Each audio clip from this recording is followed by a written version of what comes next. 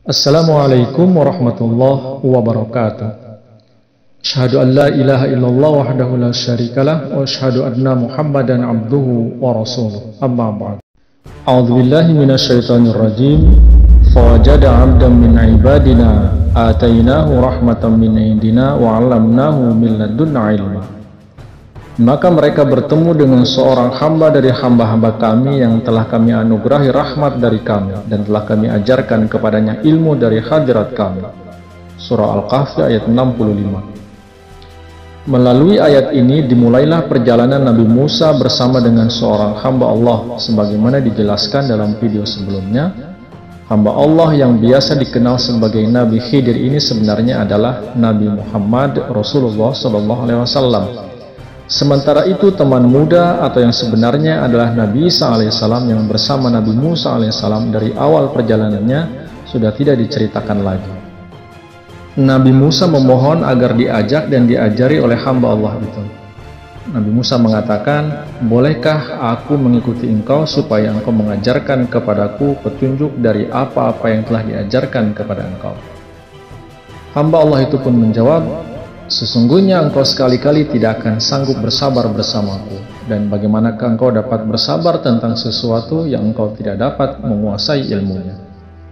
Nabi Musa pun menjawab, "Engkau akan mendapatiku sebagai seorang yang sabar jika Allah menghendaki, dan aku tidak akan menolak apapun perintah engkau." Ayat-ayat ini mengandung makna perbandingan antara Nabi Musa dan Rasulullah SAW. Nabi Musa dengan tidak sabar menanyakan kepada hamba Allah mengenai hal-hal yang beliau tidak mengerti. Tetapi Rasulullah menunggu dengan sabar hingga malaikat Jibril menjelaskan kepada beliau arti berbagai hal yang beliau lihat dalam Mi'raj beliau.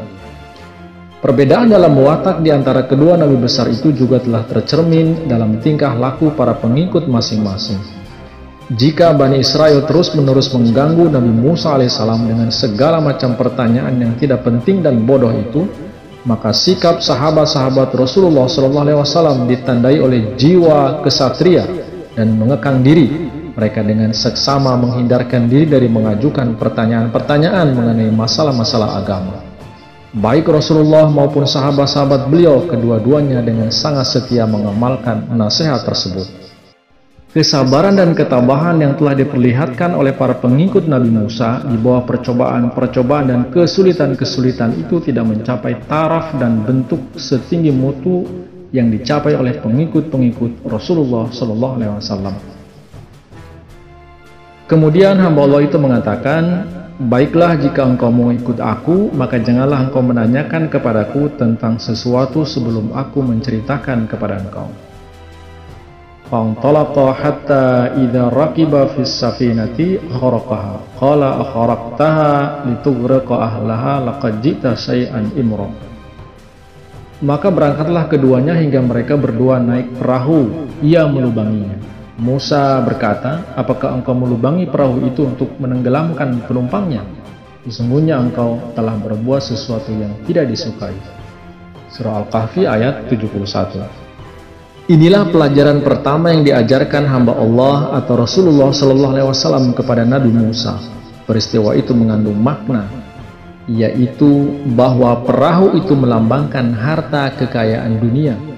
Kemudian Rasulullah melubanginya, namun ajaibnya perahu itu sama sekali tidak tenggelam. Maksudnya Rasulullah atau syariat Islam memerintahkan kepada umat Islam untuk mengeluarkan zakat, infak, dan sedekah atas harta kekayaan yang mereka miliki. Meskipun begitu, tidak ada orang yang tenggelam dalam kemiskinan bagi orang-orang yang mengamalkan perintah itu. Sehingga hamba Allah itu kemudian mengatakan, "Bukankah telah kukatakan bahwa sesungguhnya engkau sekali-kali tidak akan sanggup sabar bersamaku?" Nabi Musa tidak sanggup bersabar terhadap Rasulullah mengandung satu isyarat, bahwa dikarenakan ketinggian ajaran Islam yang dibawa oleh Rasulullah, maka umat Nabi Musa, yaitu Yahudi dan Nasrani, tidak akan sanggup untuk menerima ajaran yang dibawa oleh Rasulullah SAW. Maka Nabi Musa mengatakan, "Janganlah engkau menuntutku karena aku lupa, dan janganlah engkau berlaku keras terhadap urusanku." Kemudian maka keduanya berangkat hingga ketika keduanya bertemu dengan seorang pemuda lalu ia membunuhnya.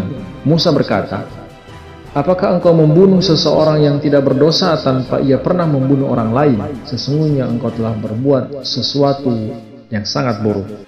Adegan peristiwa itu mengandung makna bahwa seorang pemuda dalam bahasa mimpi di antara lain mengandung arti kejahilan, kekuatan, dan dorongan nafsu jalan. Dibunuhnya anak muda itu oleh hamba Allah yang soleh dalam kasaf Nabi Musa berarti bahwa agama Islam akan menuntut kepada para pengikutnya untuk mendatangkan semacam maut atas keinginan dan hawa nafsu yang rendah. Hamba Allah itu kembali mengatakan, bukankah telah kukatakan kepada engkau, sesungguhnya engkau sekali-kali tidak akan dapat bersabar bersamaku. Nabi Musa pun menjawab, jika aku bertanya kepada engkau mengenai sesuatu sesudah ini, maka janganlah engkau mengikutkan aku bersama engkau, sebab engkau pasti akan mempunyai cukup dalih dari diriku. Maka berangkatlah keduanya hingga ketika mereka sampai kepada penduduk sebuah kota, mereka berdua meminta makanan kepada penduduknya. Tetapi mereka menolak untuk menerima kedua orang itu sebagai tamunya. Maka mereka berdua menjumpai di sana sebuah dinding yang hampir runtuh. Maka ia atau hamba Allah itu memperbaikinya. Berkatalah Nabi Musa, sekiranya engkau menghendaki, niscaya engkau dapat mengambil upah untuk itu. Ayat ini nampaknya mengandung arti bahwa Nabi Musa dan Rasulullah akan mengajak orang-orang Yahudi dan Kristen untuk bekerja sama di jalan Allah. Tetapi mereka, orang Yahudi dan Nasrani itu akan menolak ajakan kedua beliau itu. Hamba Allah itu akhirnya mengatakan, inilah perpisahan antara aku dengan engkau. Sekarang akan kuberitahukan kepada engkau takwil dari apa yang engkau tidak dapat memikulnya dengan sabar. Adapun perahu itu adalah kepunyaan beberapa orang miskin yang bekerja di laut. Aku bermaksud merusaknya karena di belakang mereka ada seorang raja yang biasa merampas setiap perahu dengan paksa. Kata-kata orang miskin dalam peristiwa ini dapat bermaksud yaitu orang-orang Islam. Membuat lubang dalam perahu mengandung arti bahwa Islam akan menggiring orang-orang muslim membelanjakan harta kekayaan mereka di jalan Allah melalui zakat dan sedekah. Hal ini akan nampak sebagai sumber kelemahan ekonomi dan bukan sumber kekuatan serta kesejahteraan yang sejati. Tetapi hakikat sebenarnya tidak demikian. Sedangkan yang dimaksud dengan raja zalim dalam perjalanan ruhani ini ialah kerajaan-kerajaan Bizantin dan Iran yang tentu akan menerkam seluruh bangsa Arab. Seandainya negeri itu tidak nampak kepada mereka sebagai tanah yang miskin dan kering. Oleh karenanya, untuk apa payah-payah menaklukkannya? Dengan demikian, negara itu atau negara Arab tetap utuh untuk Rasulullah SAW.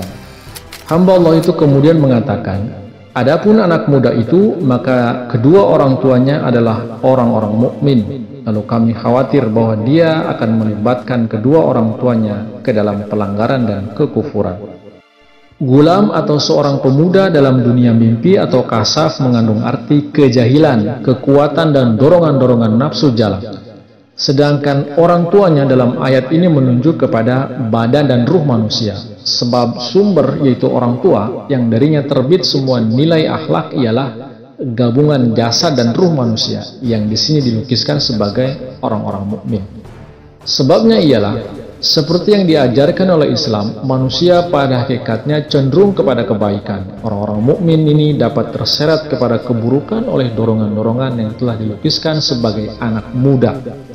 Islam memusnahkan dorongan-dorongan tersebut dan membiarkan manusia, baik jasad maupun ruh manusia, untuk maju dan berkembang melalui garis-garis yang membawa kepada kemanfaatan, dan dengan demikian mencapai tujuan mulia kehidupan manusia. Kemudian, maka kami menginginkan agar Tuhan mereka akan memberi ganti kepada mereka berdua anak yang lebih baik dari dia dalam kesucian dan lebih dekat dalam kasih sayang. Dan adapun dinding itu, maka ia adalah kepunyaan dua anak laki-laki yatim di kota itu. Dan di bawah dinding itu terpendam harta kepunyaan mereka berdua. Dan ayah keduanya adalah seorang yang soleh. Maka Tuhan engkau menghendaki supaya kedua anak itu sampai kepada kedewasaannya, dan mereka berdua akan mengeluarkan harta mereka sebagai suatu rahmat dari Tuhan engkau. Dan aku tidak berbuat atas kemauanku sendiri. Demikianlah takwil dari apa yang engkau tidak dapat memikulnya dengan sabar. Maksud dari anak-anak yatim adalah Nabi Musa, Nabi Isa, dan ayah mereka yang soleh, yaitu Nabi Ibrahim alaihissalam. Khazanah mereka ialah ajaran-ajaran sejati yang diwariskan oleh mereka kepada kaumnya. Khazanah itu ada dalam bahaya akan hilang lenyap disebabkan mental tak beragama dari kaum-kaum itu. Khazanah itu telah dipelihara dalam Al-Quran dengan tujuan agar bila mereka tergugah untuk menyadari kebenaran ajaran Al-Quran, mereka dapat menerimanya. Pelajaran ruhani atau kasab Nabi Musa alaihissalam ini mengisyaratkan kepada kenyataan bahwa karena ajaran-ajaran Islam berlandaskan pada peraturan-peraturan dan asas-asas yang pada dasarnya berbeda dari beberapa asas hukum Musawi, maka kerjasama yang hakiki dan sejati tidak mungkin terjalin di antara orang-orang Yahudi dan orang-orang Islam. Demikianlah makna yang terkandung dalam perjalanan hamba Allah atau Nabi Khidir atau Rasulullah SAW bersama dengan Nabi Musa alaihissalam. Wallahu a'lam bishawab. Terima kasih. Wassalamualaikum warahmatullahi wabarakatuh.